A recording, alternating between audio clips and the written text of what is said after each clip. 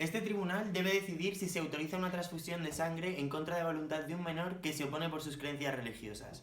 En primer lugar, estudiaremos los antecedentes del caso. Posteriormente, en los fundamentos jurídicos, argumentaremos nuestra decisión en base a la ley y a la Constitución. Por último, una vez argumentado, emitiremos un fallo.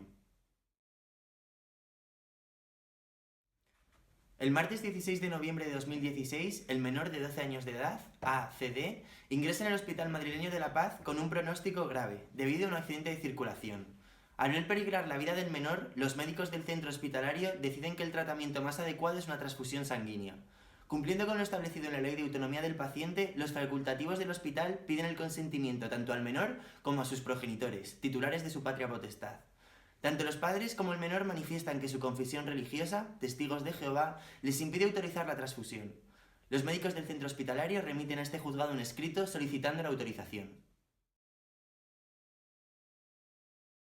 En primer lugar, se debe discernir si se lesionan los derechos fundamentales a la libertad religiosa, recogidos en el artículo 16, así como la integridad física y moral y a no sufrir tortura ni trato inhumano, recogidos en el artículo 15 de la Constitución, o si por el contrario prevalece la vida del menor.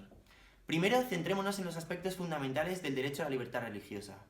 Es jurisprudencia reiterada por el Tribunal Supremo que la libertad religiosa faculta a los ciudadanos para actuar con arreglo a sus propias convicciones y mantenerlas frente a terceros.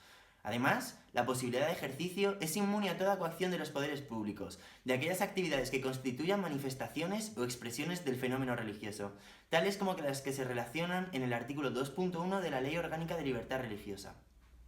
El artículo 3.1 de dicha ley establece un único límite, que el ejercicio de los derechos dimanantes de la libertad religiosa y de culto tiene como único límite la protección del derecho de los demás, al ejercicio de sus libertades públicas y derechos fundamentales, no mencionándose como límite en ningún caso la propia vida de los sujetos que ejercen este derecho.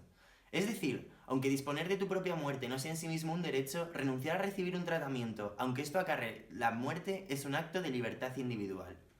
Una vez estudiado el contenido de este derecho fundamental, debe ser examinado si el menor es titular del derecho a la libertad religiosa. El artículo 16.1 de la Constitución contempla los derechos y libertades a favor de los individuos y las comunidades, sin más especificaciones. Por tanto, debe afirmarse que los menores de edad son también titulares del derecho a la libertad religiosa y de culto. Confirma este criterio la Ley Orgánica de Libertad Religiosa, y que reconoce tal derecho a toda persona. En la misma línea, la Ley Orgánica de Protección Jurídica del Menor les reconoce explícitamente derecho a la libertad de ideología, conciencia y religión. Esta misma ley, en su artículo 6.3, recoge que los padres o tutores tienen el derecho y el deber de cooperar para que el menor ejerza esta libertad de modo que contribuya a su desarrollo integral. Por tanto, como ha quedado demostrado en los fundamentos jurídicos anteriores, se recoge que el menor, al oponerse al tratamiento, está ejerciendo su derecho a la libertad religiosa y de creencias. Esta voluntad es coincidente con la de sus padres. Más allá de las razones religiosas que motivan la oposición del menor, es especialmente relevante que, al oponerse el menor a la injerencia sobre su propio cuerpo, esté ejercitando el derecho fundamental a la integridad física, garantizado por el artículo 15 de nuestra Constitución.